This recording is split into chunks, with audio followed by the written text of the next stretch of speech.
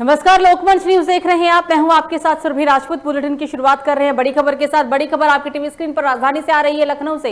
यानी कि कोरोना के बढ़ते मामलों को देखते हुए यूपी सरकार ने लिया फैसला। यूपी में अब 3 दिन का लॉकडाउन। यूपी में साप्ताहिक लॉकडाउन का बढ़ेगा दायरा। अब शुक्रवार से मंगलवार सुबह 7 बजे तक रहेगा लॉकडाउन। तो बड़ी खबर आपकी टीवी स्क्रीन पर। बढ़ते संक्रमण को देखते हुए यूपी सरकार ने यह बड़ा फैसला लिया है। अब लॉकडाउन, जो वीकेंड लॉकडाउन का दायरा है, उसे बढ़ा दिया गया है। वीकेंड लॉकडाउन का दायरा पहले 2 दिन का था, लेकिन अब शुक्रवार रात से शुरू होकर मंगलवार की सुबह 7 बजे तक रहेगा। यूपी में साप्ताहिक लॉकडाउन का दायरा बढ़ाया गया। अब शुक्रवार रात से मंगलवार सुबह 7 बजे तक लॉकडाउन रहेगा। बड़ी खबर आपकी टीवी स्क्रीन पर। राजधानी लखनऊ से बता रहे हैं, यूपी में लॉकडाउन की जो समय है, वीकेंड लॉकडाउन का जो समय दायरा था, उसे बढ़ाया गया है। अब शुक्रवार से लेकर मंगलवार की सुबह तक लॉकडाउन रहेगा। पहले सिर्फ 2 दिन का ही साप्ताहिक लॉकडाउन हुआ करता था, शनिवार और रविवार, लेकिन अब शुक्रवार रात से ही लॉकडाउन की जो समय है वो शुरू हो जाएगी। मंगलवार की सुबह 7 बजे तक लॉकडाउन रहेगा यूपी में।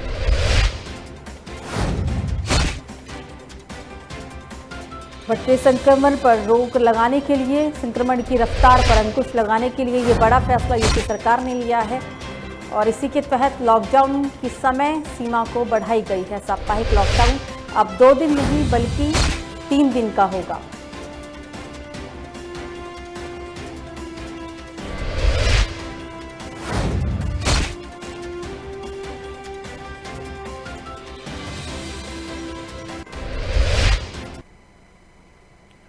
तो खबरों में आगे बढ़ते हैं और अब बात करते हैं एक और बड़ी खबर की, जो कि राजधानी लखनऊ से ही सामने आ रही है। आपको बता दें कि बाबा भीमराव अंबेडकर यूनिवर्सिटी के शिक्षक और स्टाफ कोरोना संक्रमित।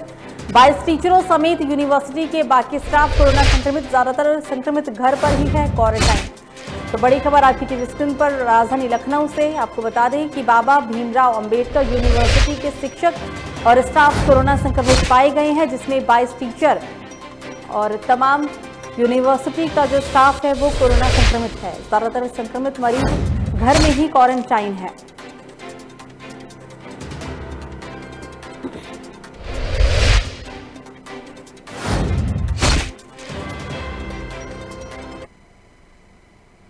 तो एक और बड़ी खबर आपको बता दें, जहां सीएमओ ऑफिस ने कोरोना संक्रमित के मरीजों का आंकड़ा देना किया बंद। कोविड जांच के आंकड़े नहीं किए जा रहे जारी। नहीं पता चल रहा कि कोरोना संक्रमण का प्रतिशत। भर्ती मरीजों का आंकड़ा देना भी बंद कर दिया गया है। कोरोना संक्रमित केस 5000 पार होने के बाद आंकड़ा बताना बंद। आखिरी बार 12 अप्रैल को जारी किए गए थे आंकड़े। तो सीएमओ ऑफिस ने कोरोना संक्रमितों के आंकड़े देने बंद कर दिए हैं। कोविड जांच के आंकड़े अब जारी नहीं किए जा रहे हैं। पता नहीं है कि संक्रमण का प्रतिशत क्या है और भर्ती मरीजों का आंकड़ा भी देना अब सीएमओ ऑफिस के द्वारा बंद किया गया है। कोरोना संक्रमित केस 5000 पार होने के बाद आंकड़ा बताना बंद किया गया। आखिरी बार आंकड़े जो है वो सीएम ऑफिस के ने 12 अप्रैल को दिए थे। आखिरी आंकड़े 12 अप्रैल को जारी किए गए थे और 12 अप्रैल के बाद अभी तक कोई भी आंकड़ा सीएमओ ऑफिस कार्यालय से नहीं आया।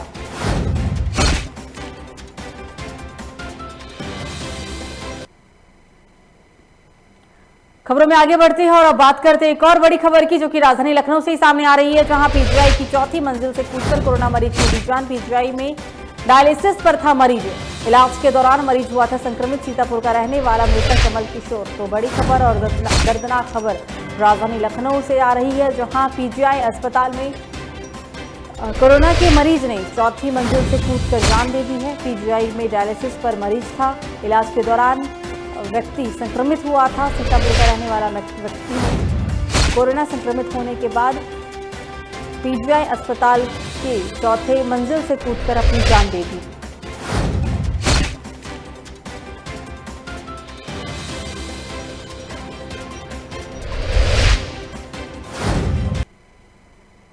तो अगली बड़ी खबर रामपुर से, जहां कलेक्ट्रेट मुख्यालय में कार्यरत महिला कर्मचारी हुई कोरोना पॉजिटिव। कलेक्टर परिसर में 24 घंटे के लिए रहेगा बंद। न्यायालय में होने वाली आज की सभी सुनवाई ऑनलाइन तरीके से ही की जाएगी। मजिस्ट्रेट ने सैनिटाइजेशन करने के भी दिए आदेश।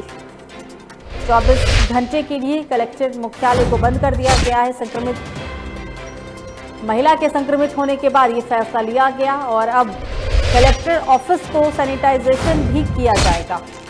मजिस्ट्रेट ने सैनिटाइजेशन के भी निर्देश दिए हैं। 24 घंटे तक ऑफिस बंद रहेगा और इस दौरान जो भी सुनवाई होनी है आज की, वो सभी ऑनलाइन तरीके से ही होगी।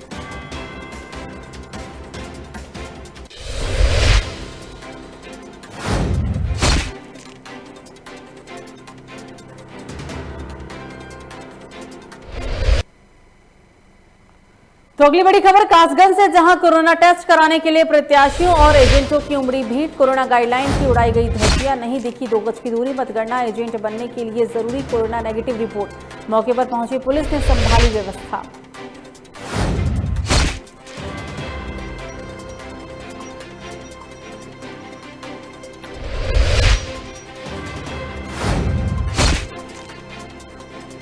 तो ये तस्वीर हम आपको कासगंज की दिखा रहे हैं। कासगंज में कोरोना की जांच के लिए काफ़ी भीड़ देखने को मिल रही है और हैरानी तब होती है जब कोरोना जांच कराने वाले लोग सोशल डिस्टेंसिंग की धज्जियां उड़ाते हुए नजर आते हैं।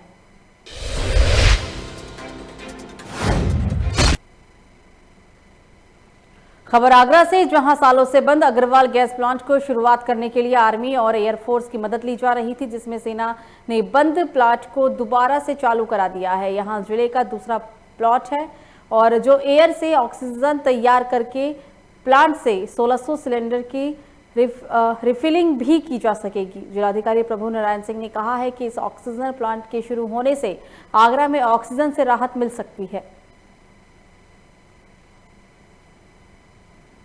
इसमें किस किस का सहयोग रहा है प्लांट तैयार कराने में? गवर्नमेंट सर फुल सपोर्ट कर रही है, एयरफोर्स का भी सपोर्ट है, आर्मी का भी सपोर्ट कर रहे हैं, डीएम सर पर्सनली खुद लगे हुए हैं। जैसे जैसे रिक्वायरमेंट पड़ती है पूरी फुल सुविधा दी जा रही है। आपने कब स्टार्ट किया था इसका? लगभग 1.5 महीने पहले ये मैंने परचेज़ किया था मुंबई से। अच्छा, तो आपको लगता था कि इस दौर में भी इसकी काफ़ी आवश्यकता पड़ जाएगी? सर ऐसा तो कोई चांसेस नहीं था, मैंने तो इंडस्ट्रियल पर्पज़ के लिए लिया था। अच्छा, लेकिन ये और भी बेटर है, मेडिकल में यूज़ होगा, ये लोगों की जान बचाएगा, इससे बढ़िया क्या बात है। काफ़ी सहयोग प्रशासन का है। जी सर, बिल्कुल फुल सपोर्ट। अच्छा, तो पार्ट्स बाहर से भी आए अभी? हाँ, कल रात को अहमदाबाद से एक पार्ट मंगाया है जो एयरफोर्स प्लेन लेके आया है। कल रात को 2 बजे हम लोगों ने प्लांट स्टार्ट किया है। इसकी क्षमता क्या रहेगी? लगभग 1000 से 1200 सिलेंडर। खबर अलीगढ़ से, जहां अतरौली में पोलिंग बूथ पर वोट डालने आई महिला को अचानक प्रसव पीड़ा होने लगी और जिसके बाद महिला ने मतदान केंद्र पर ही बच्चे को जन्म दिया। आपको बता दें, मौके पर मौजूद प्रशासनिक अधिकारियों ने एम्बुलेंस बुलाकर महिला को अस्पताल पहुंचाया और साथ ही स्वास्थ्य केंद्र पर तैनात महिला डॉक्टर ने कहा है कि काजीमाबाद से एम्बुलेंस के माध्यम से एक जच्चा बच्चा को आशा वर्कर द्वारा यहां लाया गया था। डॉक्टर का कहना है कि जच्चा बच्चा दोनों ही पूरी तरीके से स्वस्थ हैं। ये हमारे मित्र डॉक्टर राजकुमार प्रधान पद के प्रत्याशी हैं। इनके छोटे भाई जन्म सिंह की पत्नी थी, उनके लिए मतदान कराने के लिए लाए थे और जिस समय मतदान करने से पहले ही उनके प्रसव पीड़ा हो गई और उनके पुत्र प्राप्ति हो गई। उसके बाद उनकी जो साथी थी उन्होंने उनका वोट डाला। उसके बाद प्रशासन ने एम्बुलेंस बुलाई और दोनों के लिए स्वास्थ्य केंद्र अतरौली के लिए भेज दिया।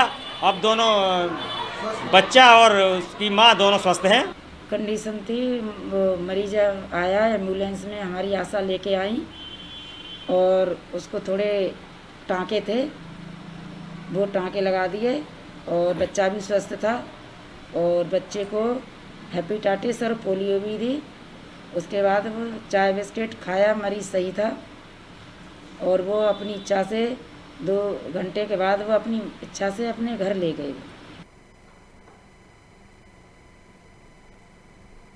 तो बस्ती के विकासखंड गौर की ग्राम पंचायत तेनोईचेत सिंह में प्रधान पद की प्रत्याशी प्रभावती की सुबह मौत हो गई, जिसके बाद प्रधान पद की प्रत्याशी की मौत के बाद भी मतदान जारी रहा। आपको बता दें, इस दौरान ग्रामीणों ने शव को बूथ के सामने रखकर धरना प्रदर्शन किया। बताते चले कि ग्रामीणों ने पंचायत चुनाव निरस्त कराने की मांग भी की है। सीएमओ शक्ति सिंह ने के काफी समझाने और मतदान रोकने के बाद धरना खत्म हो सका।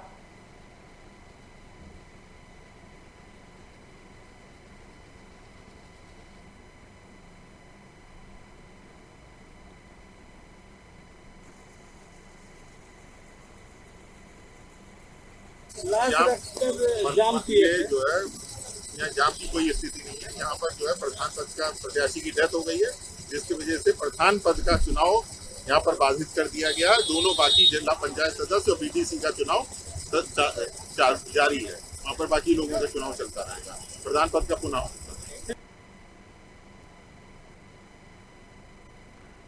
तो खबर मुजफ्फरनगर से, जहां सड़े गले फलों का जूस निकालकर एक वीडियो सोशल मीडिया पर खूब वायरल हो रहा है, जिसमें एक व्यक्ति सड़े गले फलों का जूस निकालकर लोगों को जूस पिला रहा था। जी हां, वीडियो के वायरल होने के बाद पुलिस हरकत में आई और वीडियो की जांच के भी आदेश दे दिए गए।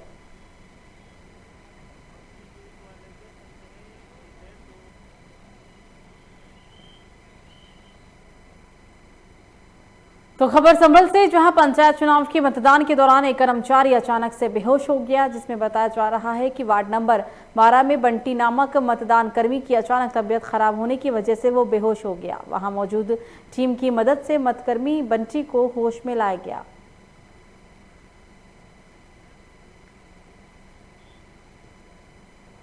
ये घटना यूपी के संभल की आपकी टीवी स्क्रीन पर। मतदान कर्मी अचानक बेहोश हो गया, हालांकि वहां मौजूद लोगों की मदद से इस व्यक्ति को होश में लाया गया है। पूरा मामला यूपी के संभल से।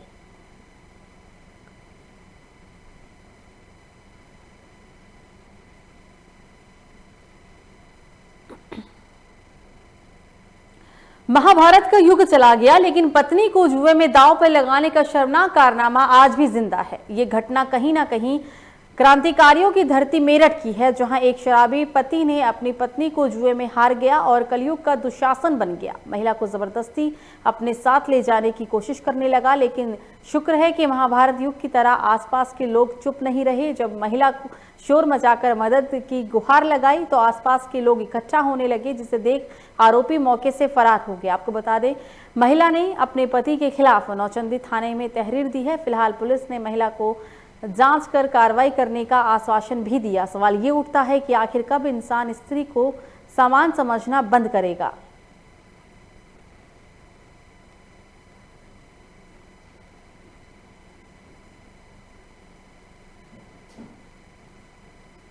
भैया मेरे शादी को 10 साल हो गए। भैया 10 साल से परेशान करते आ रहे हैं और हिस्से ससुराल से हिस्से के पैसे मिले थे, वे भी सारे उड़ा दिए जुए सट्टे में। दारू पीता है, मुझे मारता है और दारू में मुझे भी दाव पे लगा दिया, मतलब जुए में मुझे भी दाव पे लगा दिया। नहीं, बेच दिया जुए में, मतलब जुए में हार गए। जिस आदमी से पैसे लिए थे वो घर पर आया, मुझसे बदतमीजी करी, मेरे साथ गलत काम करने की कोशिश करी। मैं कैसे न कैसे जान बचाकर चौक पे पहुंची, वहाँ पर अपनी हाँ। तो इस बीच इस बुलेटिन में एक बड़ी खबर मिर्जापुर से आ रही है। आपको बता दें कि युवक ने पंखे पर लटक कर की आत्महत्या। पुलिस आत्महत्या की कर रही जांच, शव को पोस्टमार्टम के लिए भेजा गया। बड़ी खबर आपकी स्क्रीन पर मिर्जापुर से, युवक ने आत्महत्या कर ली है। पुलिस आत्महत्या की जांच कर रही है। घटना की जानकारी मिलते ही मौके पर पहुंची पुलिस ने शव को अपने कब्जे में लेते हुए पोस्टमार्टम के लिए भेज दिया है।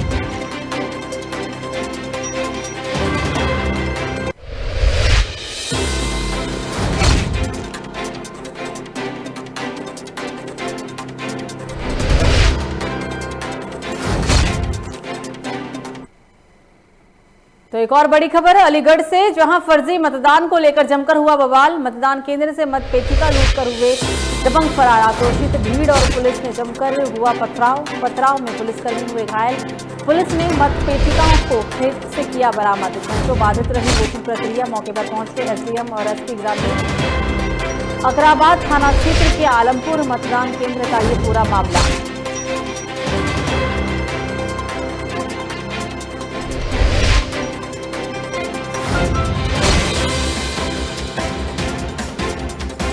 आपको बता रहे हैं यहाँ अलीगढ़ में आपको बताते चले फर्जी मतदान को लेकर जमकर बवाल हुआ था। मतदान केंद्र से मतपेटिका दबंग लेकर अपने साथ फरार हो गए थे, जिसके बाद आक्रोशित भीड़ और पुलिस के बीच पथराव भी हुई है।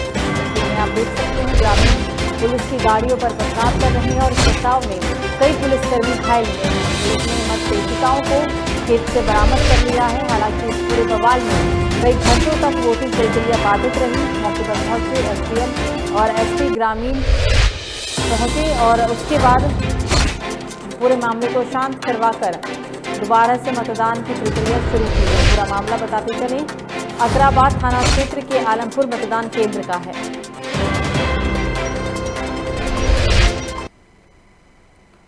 अगली बड़ी खबर अमेठी से, जहां दक्षिण मुखी हनुमान मंदिर में हुई चोरी। चोर ने मोबाइल, नकदी और बैग चुराया। चोर की वारदात सीसीटीवी कैमरे में हुई कैद। पंडित पुजारी ने थाने में की शिकायत। जगदीशपुर थाना क्षेत्र का ये पूरा मामला।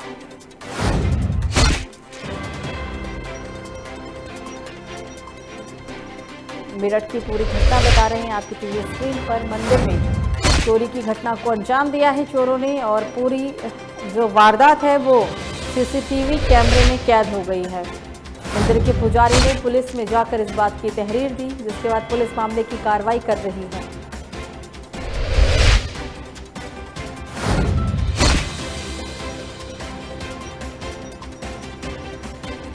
पूरा मामला ये जगदीशपुर थाना क्षेत्र का है।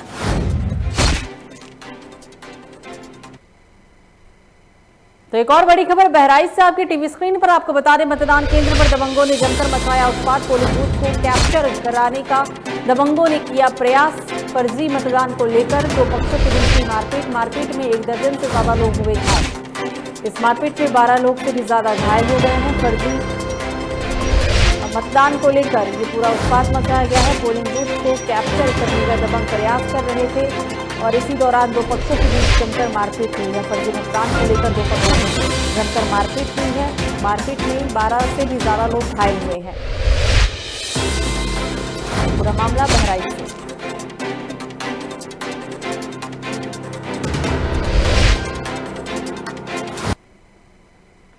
तो एक और बड़ी खबर बहराइच से आपको बता दें, मेडिकल कॉलेज के इमरजेंसी में ऑक्सीजन नहीं उपलब्ध। ऑक्सीजन की कमी से दर्जनों मरीज बेहाल। बहराइच मेडिकल के सीएमएस ने बताया नहीं है कि ऑक्सीजन की कोई व्यवस्था नहीं है। सीएमएस ने कहा ऑक्सीजन के लिए जिलाधिकारी को लिखी गई है चिट्ठी। ऑक्सीजन न मिलने से कई लोगों की जान भी जा चुकी है।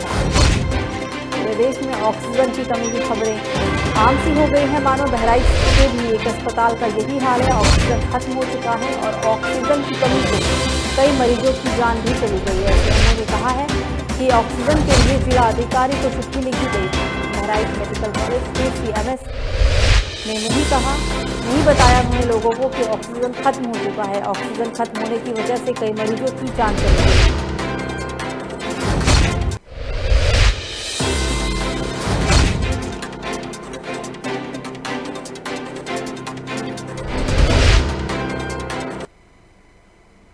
तो एक और बड़ी खबर बहराइच से ही, जहां फर्जी वोट डालने से नाराज ग्रामीणों का फूटा आक्रोश। फर्जी वोट डालने वालों ग्रामीणों ने पीटकर भगाया। आरोपी युवक की जमकर हुई पिटाई। घटना का वीडियो सोशल मीडिया पर हुआ वायरल। बहराइच से ये भी खबर आपकी टीवी स्क्रीन पर। आज यूपी के 17 जिलों में मतदान की प्रक्रिया शुरू सुबह से ही हो रही है और इसी बीच लगातार ऐसी खबरें भी आ रही है जहां फर्जी वोट डालने के मामले में जमकर विवाद हुआ है। एक और खबर बहराइच से सामने आती, जहां फर्जी वोट डालने से नाराज ग्रामीणों का गुस्सा फूटा है। इस दौरान फर्जी वोट डालने वाले युवक को ग्रामीणों ने जमकर पीटा है। आरोपी युवक की पिटाई हुई है और पिटाई का वीडियो सोशल मीडिया पर वायरल हो गया। फर्जी तरीके से ये युवक वोट डाल रहा था, ऐसा कहना है ग्रामीणों का, और ग्रामीणों ने खुद ही इस युवक की पिटाई कर डाली।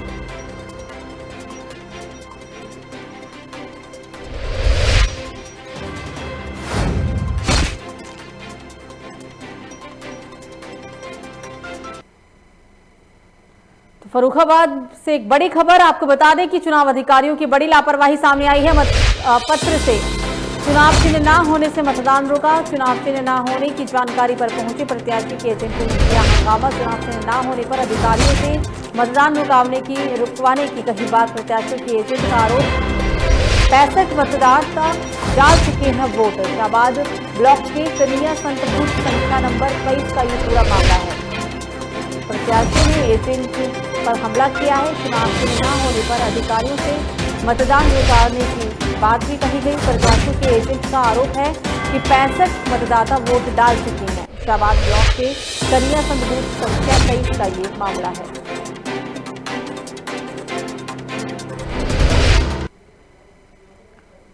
तो अगली बड़ी खबर प्रतापगढ़ से आपकी टीवी स्क्रीन पर, जहां जिला अस्पताल की अव्यवस्थाओं की खुली पोल। मरीजों को खुद चारपाई और पंखे का करना पड़ रहा है इंतजाम। अस्पताल में पंखे नहीं होने से हाथ पंखा से गुजारा कर रहे हैं मरीज। योगी सरकार का रामराज पन्नों तक ही सीमित। प्रतापगढ़ में किस तरीके से स्वास्थ्य व्यवस्थाओं की बदहाली है, आप अपने टीवी स्क्रीन पर देख सकते हैं कि मरीज खुद ही अपने लिए तमाम व्यवस्थाओं और तमाम चीज़ों की व्यवस्था कर रहे हैं। अस्पताल में पंखे नहीं है और इस दौरान मरीज हाथ पंखा से ही गुजारा कर रहे हैं। योगी सरकार राज्य में क्या रामराज है, आप देखिए। सिर्फ योगी सरकार का रामराज पन्नों तक ही सीमित है। अस्पताल में पंखे नहीं होने से हाथ पंखा को मजबूर है मरीज।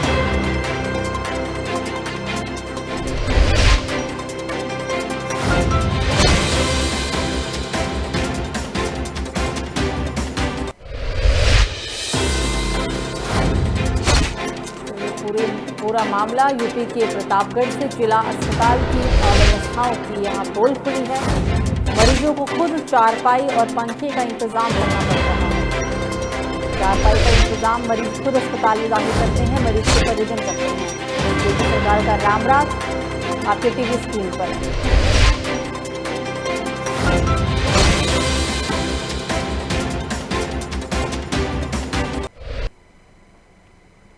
तो फिलहाल बुलेटिन में मुझे दीजिए इजाजत। लोकमंच न्यूज पर खबरों का सिलसिला जारी रहेगा। नमस्कार।